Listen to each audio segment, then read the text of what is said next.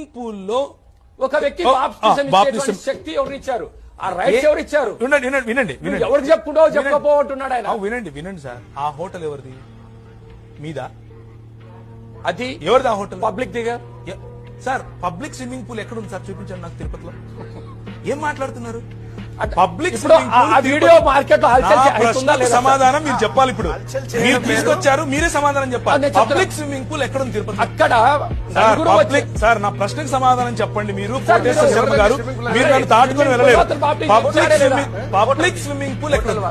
ఎవరిది? అది హోటల్ దండి. మీరెళ్ళి హోటల్లో మీరు ఈత కొడితే ఆపుతారా? అలా బాప్తిజం చేయడం ధర్మమా?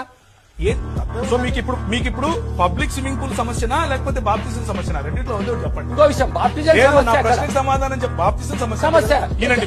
ఇప్పుడు వినండి, బాప్తిజము మీ ఇంట్లో షవర్ కింద కూడా నేను ఇస్తానండి. నాకేమైనా ఇబ్బందా? మీకు ఇబ్బందా?